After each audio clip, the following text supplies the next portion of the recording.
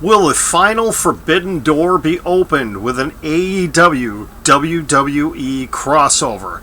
Hello and welcome to this week's edition of WrestleScope Weekly. I am John, broadcasting live from the Iron Jock Studios here in Wisconsin. Thank you very much for tuning in. Going to talk a lot about AEW this week. Going to talk about some interesting things out of the WWE and much, much more. Thank you very much again to our sponsor of this program, Iron Jock Performance Gear. You can check them out at ironjoc.com. You can get a great hoodie like I'm wearing right here. They've got lots of fantastic performance gear that you can wear that will prevent you from stinking when you work out. And we'll talk about that a little bit more coming up later on in the show. So we're going to kick things off here talking about Cody Rhodes and what he had to say to the New York Post earlier this week, where the conversation came up asking about partnerships that they've got going on with Impact Wrestling, with the NWA, and obviously with New Japan Pro Wrestling. And he was asked directly about possibility of doing something with WWE, and here is the quote: "There's no reason that there couldn't be a potential WWE crossover one day. And I don't mean that's a thing that's been discussed or happening, but none of those rules that exist for other places exist for us. Wrestling is really this universal industry." And then Tony Khan came out the following day, and Tony Khan basically issued the challenge for WWE to come on down to Jacksonville to AEW. Now, is this just them talking, or is there the potential for a WWE AEW crossover in the future? I posted this on TikTok earlier this week, and the overwhelming consensus is it's not going to happen right now. As long as Vince McMahon is in control of the WWE, I don't see this happening. He is close-minded when it comes to that. They do not recognize outside entities. They don't talk about them. The only other wrestling entities they talk about are ones that they have, a financial stake in. Progress, Evolve, NXT, whatever. They don't talk about other promotions. They never mention them. They don't bring them up. That goes back to kind of the end of the Monday Night Wars with WCW. For a while they didn't mention them, and then all of a sudden there was kind of the crossover and talking about, WCW and Billionaire Ted and everything else. But since then, think about when TNA first came around, what is now known as Impact Wrestling. There was never a mention of TNA on WWE broadcasting.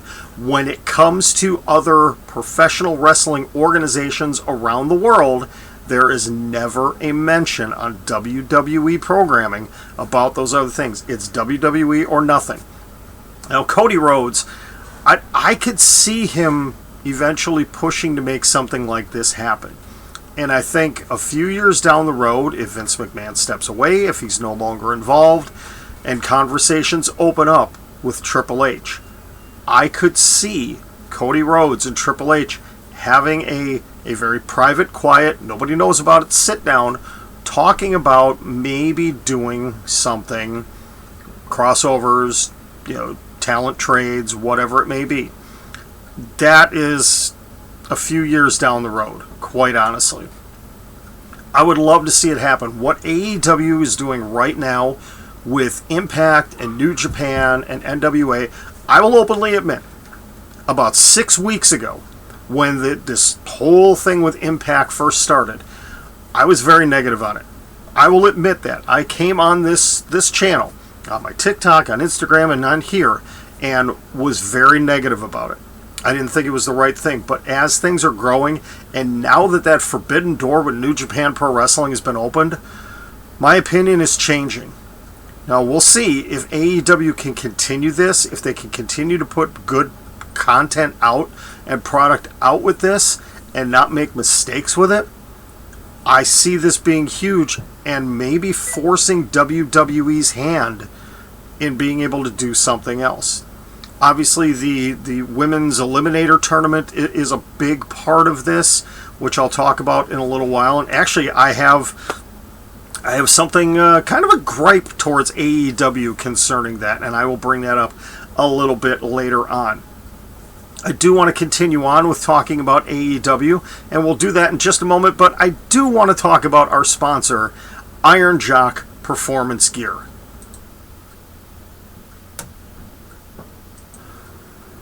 Iron Jock Performance Gear, it's what's inside. It's not about the logo on the outside. You pay money for products that have a certain logo on it, but it's not the greatest. It's about the technology that's on the inside. Introducing advanced performance gear and apparel designed from the inside out and it's proven to eliminate 99.9% of odor-causing bacteria for the life of the gear. Iron Jock has tons of things for the guys right now. You can get everything from training jackets to pants, hoodies, fleece vests, long sleeve tees, polo shirts.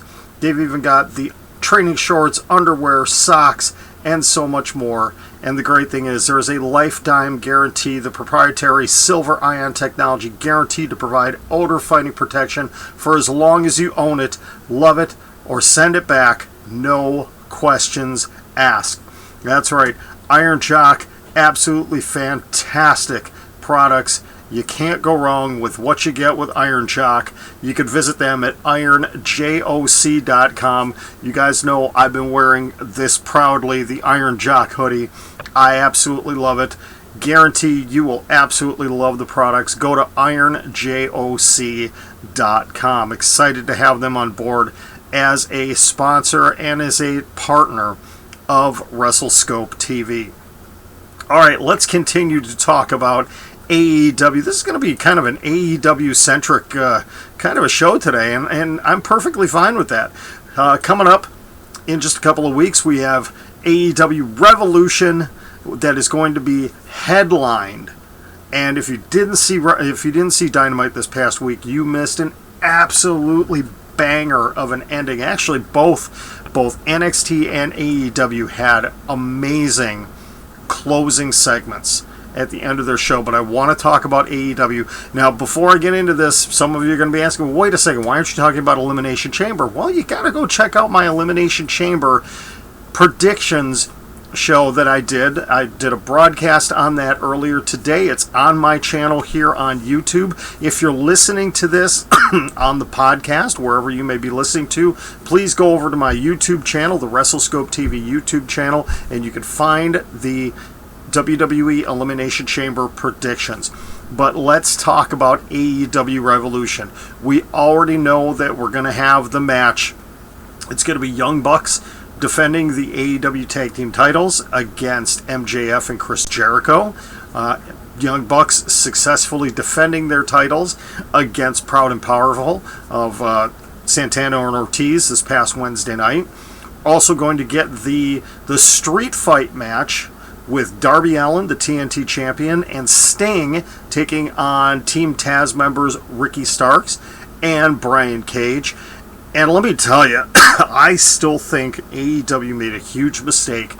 If you saw the segment, you saw Brian Cage powerbombing Sting. I don't think they really needed to do that. It may have been to prove a point that, hey, Sting can get out there, even at 61 years old, he could take the bumps. I think taking that kind of a risk was a huge mistake. Will AEW prove me wrong? AEW has proven me wrong quite a few times over the last year. So we'll see, but I don't think that they needed to go do that.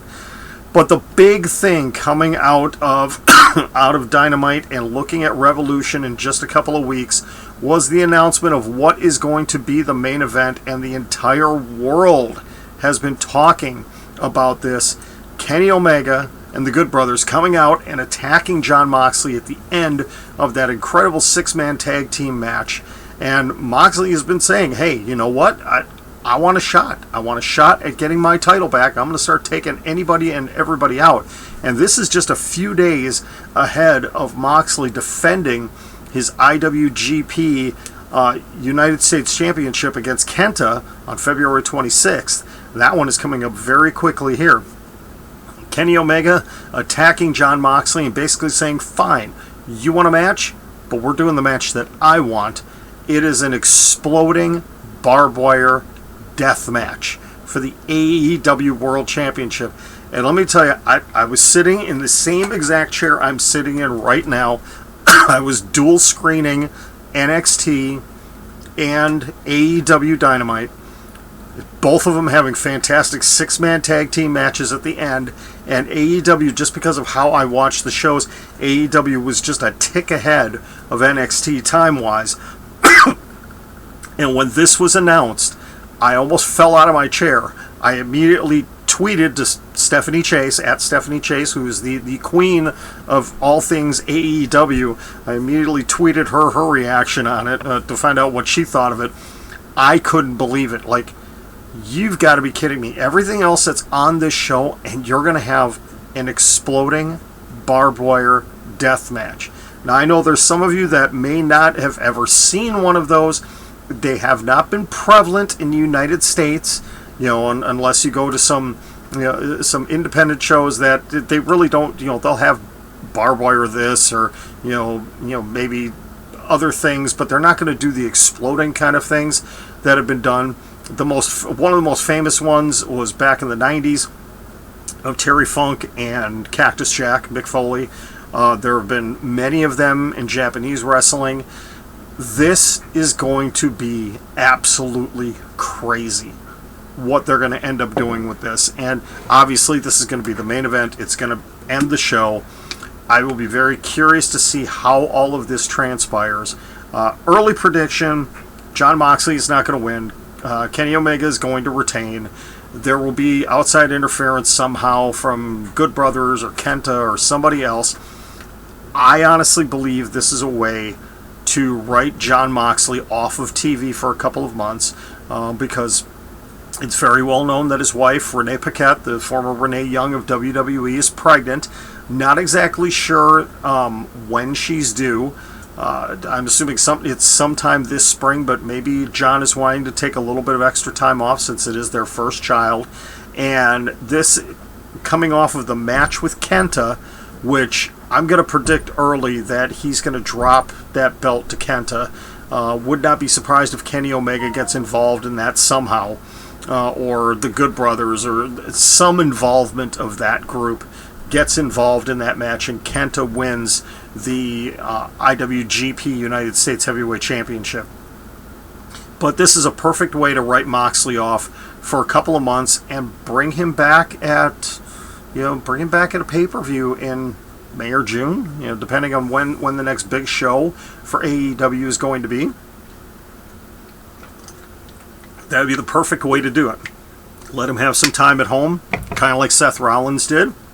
Seth Rollins, sacrificing himself at Survivor Series, came back at Royal Rumble. We can see the same kind of thing for Jon Moxley. It's very interesting, though, that AEW is running into a situation right now where they potentially could have two of their bigger names out on paternity leave at the same exact time, because Cody Rhodes and Brandi, obviously expecting a girl. It was announced. Congratulations to Cody and Brandi on the upcoming birth of their baby girl. That was announced, the big gender reveal on Dynamite, but they're going to most likely be without Mox and without Cody for a little bit of time here in the spring. So it'll be interesting to see how things kind of shake out and transpire with that. But I'll be openly honest, I have not ordered an AEW pay-per-view yet. I'm kind of stingy. I'll admit it. I'm kind of stingy. I've been spoiled by WWE Network, $9.99 a month, and now switching over to Peacock next month. Actually, here in just a couple of weeks.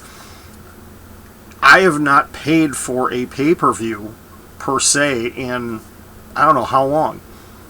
But I'll tell you right now, AEW Revolution has really got my interest piqued, and not just as a person that talks about professional wrestling on YouTube and TikTok and social media, but as a fan, like, I may actually have to bite the bullet on this and buy this one and not just read what other people are saying online and watch for YouTube clips. I think I might actually have to buy this one because they are putting together such an amazing card right now. I want to see what's going to happen with Sting.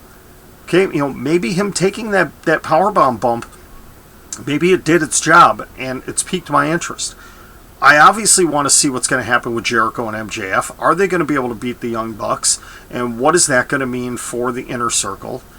And sure as heck, yeah, I want to see what's going to end up happening with Moxley and Omega in this match. And there will be, obviously, the AEW Women's Championship. Hikaru Shida is going to be defending against the winner of the Women's Eliminator Tournament, which I have been thoroughly impressed with. I watched the Japanese side of things, and the production value was bad. I've heard numerous people talk about that the production value was not good.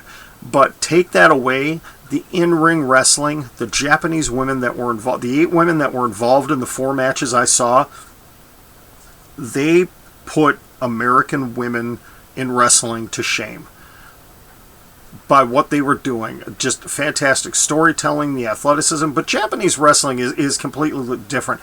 Even on the men's side of things, Japanese wrestling, it's a whole different animal. They did a fantastic job, and I cannot wait to see who comes out of the Japanese side of things and will end up facing.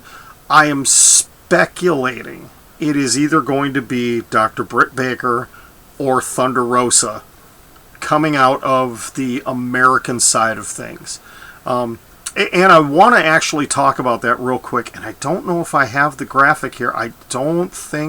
Nope, I actually don't have the graphic for it, so I'm going to switch back over to our AEW Revolution one, because I kind of goofed there. I thought I had a graphic. I'm a little bit disappointed in AEW right now. And actually, that was what I was going to bring up, if I am able to, and I think I actually lost it. Tony Khan of AEW had tweeted earlier that the Thunder Rosa versus Riho semifinal match is not going to be on Dynamite this week. It's actually going to be on a special free edition of the Bleacher Report next week Sunday, which is 1 week before Revolution. And okay, from a business standpoint, I kind of understand this because you want to get eyes for this match on Bleacher Report and online and everything, but that is really a disservice, first of all, to the 2 women in that match, Riho and Thunder Rosa. That is a match that wrestling fans want to see and are wanting to watch that. And the fact that you were putting it on, now it is going to be free on Bleacher Report. You don't have to purchase anything through Bleacher Report, but the fact that you're going to have to go search for this on a Sunday it's disappointing. From a business standpoint, I understand why they're doing it, because typically AEW has done their big shows on Saturdays. Revolution is different. They're going to be doing it on a Sunday, and I think they're trying to get people into the mindset of, hey, we are doing a show on a Sunday night. But I still disagree with the decision to do this by putting it on Bleacher Report. And the fact that, okay, you're going to have the semifinals, they're going to have to, thinking about this, how in the world are they going to do this? Because the winner of the tournament is supposed to face Hikaru Shida at Revolution 1 week later. But if that's a semifinal match, you still need to have the finals on the United States side, and then you need to have the United States winner take on the Japan winner. How are they going to do that? Did they just paint themselves into a corner that they can't get out of? I was just thinking about that one. How are they going to play that out? Or are they changing it where the tournament finals will be at Revolution and the championship match will be at another time? What are they going to do? Haven't seen an explanation for that one online yet. So we shall see. All right, I want to switch gears. Going to switch over to the other Wednesday night show. And we got to talk about Adam Cole. That has been the other thing that the world has been talking about this week. Adam Cole at NXT Vengeance Day last week, turning on Kyle O'Reilly, turning on his friend, essentially destroying the Undisputed Era. And this Wednesday night, Kyle O'Reilly had an absolutely fantastic promo at the beginning of NXT, calling out Adam Cole, wanting an answer, wanting to know what was going on. Roddy Strong came out, and Kyle O'Reilly basically told him, I don't want any of this bleep. I don't want to hear any crap from you.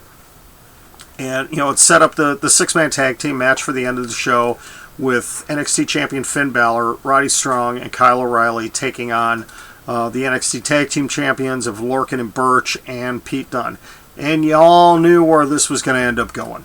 We all knew something was going to end up happening. And fantastic main event match. Adam Cole comes out at the end and just literally kicks Kyle O'Reilly's head off. And then he gives him the brainbuster on the stairs, on the entrance stairs to the ring. And okay, I need to complain about something here real quick.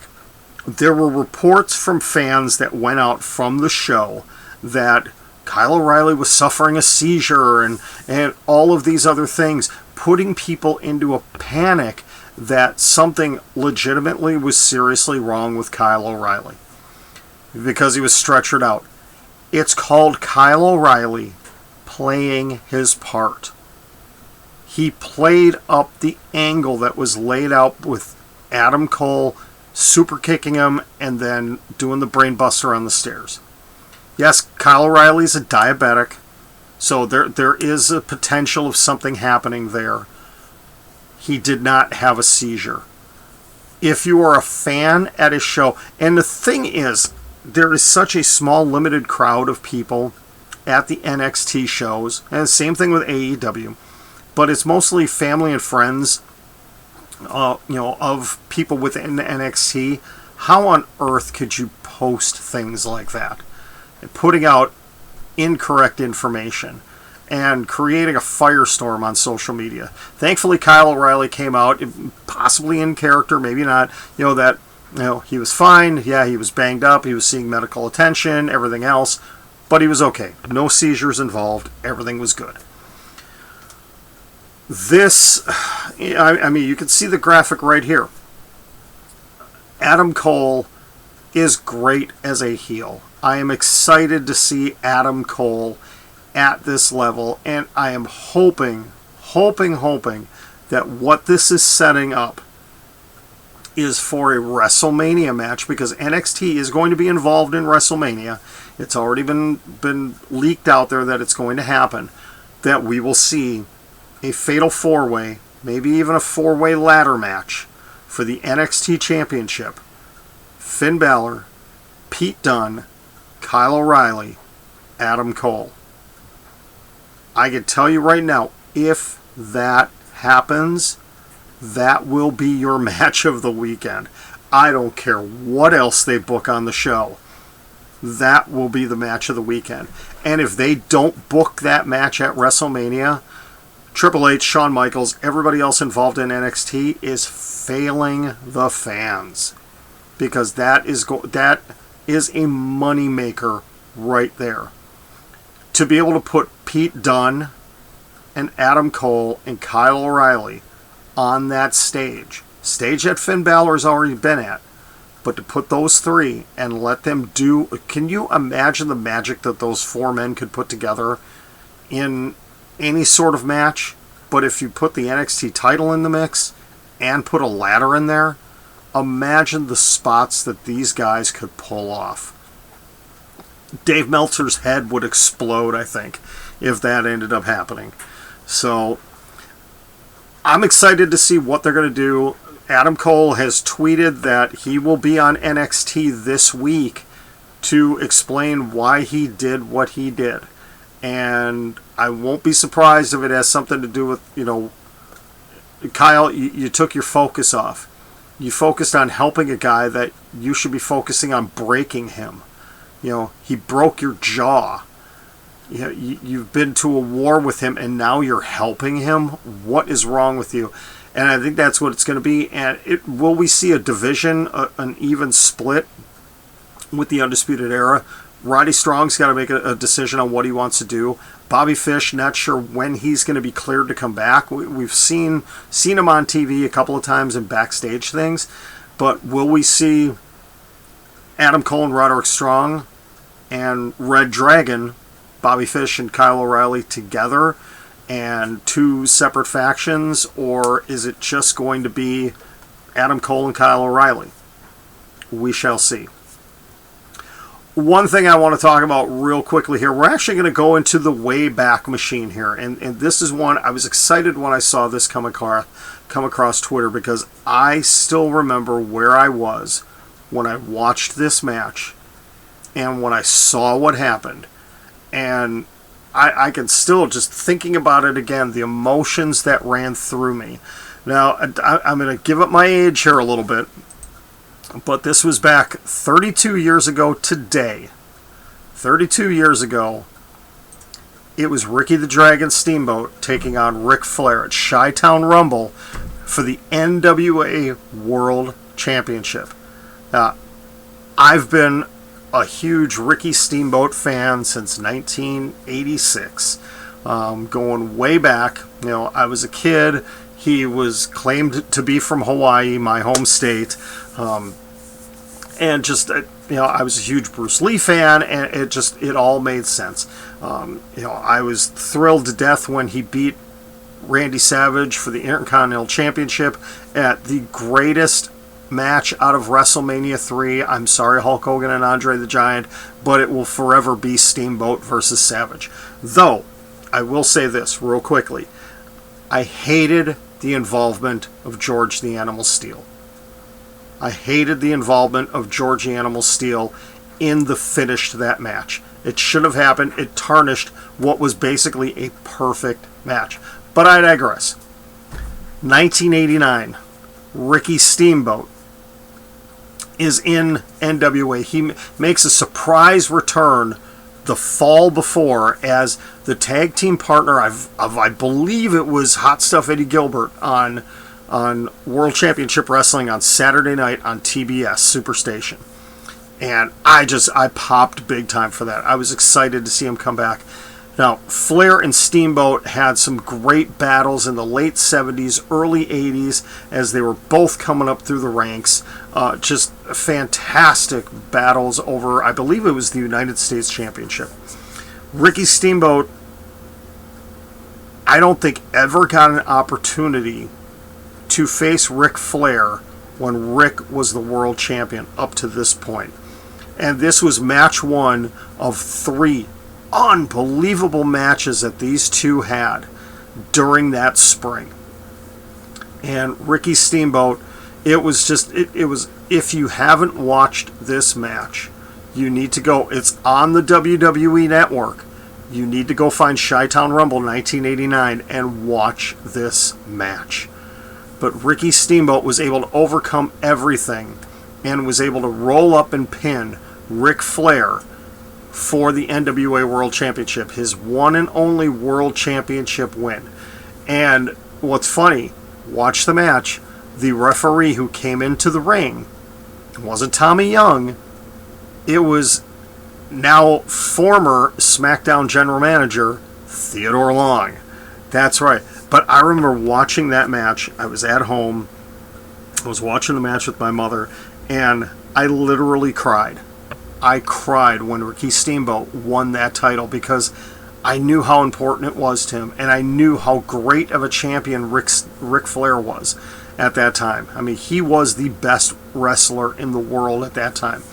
And again, they had amazing follow-up matches after that. There was controversy at the next one with, I believe it was, I'd have to go back and look again, but I believe it was both men's shoulders were down on the mat, and Flair actually may have gotten his up, but Steamboat still won the match. He had the double arm chicken wing, and then they had the 2 out of 3 falls match.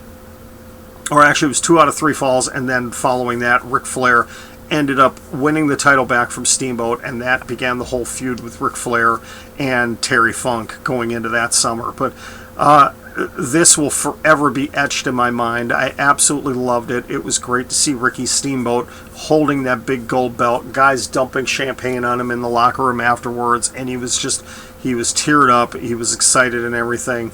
And Ric Flair it has said numerous times just how incredible it was to have these matches with Ricky Steamboat, and just the feuds that they had back and forth they were magical. They really were. Those two knew each other so well in the ring. They sold so well for each other, and they worked together extremely well. If you are an up-and-coming wrestler, if you dream of becoming a wrestler, you've got to watch these matches from 1989 of Ricky Steamboat, and Ric Flair. You have to. The way things were done were a little bit different back then, but just the way these two worked in the ring and the storytelling they did was fantastic. All right, that is it for now. That's it. We're done. We're out. We're completely done here. Oh, I've got the wrong logo up. I've got all the wrong logos up here. I don't know what logos I'm putting up. I'm just putting up logos all over the place here in the show. What's going to come up on the screen? I don't even know at this point in time. I'm just all flustered from all this. Here's what we're going to do. We're going to put our sponsor logo back up. We're going to put Iron Jock back up. There we go. Thank you again to Iron Jock Performance Gear. Check them out at ironjoc.com. Thank you to everybody. I didn't say this at the beginning. I've got to say it now, but please follow me on all my social media. TikTok, it's at WrestleScope TV. Twitter, it's at TV_Wrestle. At WrestleScope on Instagram. Please, if you're watching this on YouTube, hit the subscribe button. Hit that notification button. Crush the like button too. I'm so thankful for everybody that has been subscribing here. TikTok, we're up to 3,100 followers there. I'm really excited. I've still got my goal of 10,000 followers on TikTok and 1,000 subscribers here on YouTube before my birthday on April 25th, and we still got 2 months to get that done. If you're listening to the podcast downloads have been growing week by week. Thank you so much for that. I greatly appreciate it. The content, join in on the conversation. The conversations on TikTok on our posts have been absolutely fantastic. Growing by leaps and bounds every day. It is just so fantastic to see. I'm excited to do that. Also, you can catch me in the fan zone. I'm going to promote somebody else here. I'm going to promote Alex McCarthy from Wrestling Daily. Check out Wrestling Daily on YouTube. He's on Tuesday, Wednesday, Thursday, Friday at 2 p.m. Central Time, 3 p.m. Eastern Time. I believe it's 8 p.m. in England. But check him out. He's got great co-hosts every single day that he's on. I'm always in the chat as a viewer, so come join us over there. They've got almost 9,000 subscribers to their channel. They do an absolutely fantastic job. It's live news 4 days a week. They are on Mondays as well, following pay-per-view. So actually, I think they're going to be on this Monday. I think it'll be on 3:30 Central Time this Monday as well, with Elimination Chamber post show. So check out Alex McCarthy on Wrestling Daily on YouTube. I don't get anything for that plug. I'm just a huge fan. Also, please go check out my friend Stephanie Chase too. Stephanie Chase, who is the queen of all things AEW on YouTube. Let's get her to 1,000 subscribers as well on her YouTube channel. She's at Stephanie Chase. Please go check her out. Check her out on Twitter as well. All right, I am John. This is WrestleScope. Enjoy Elimination Chamber as best as you can tomorrow. If you haven't checked out my predictions video, go ahead and check it out. It is there on YouTube. I did my best. We still don't know what's going to end up happening. There's going to be some changes to the show, probably at the last minute, but see what you think about my predictions and share in the comments what your predictions will be. All right, until next week, this is WrestleScope Weekly. I'm John. Enjoy Elimination Chamber, and go out and enjoy some wrestling.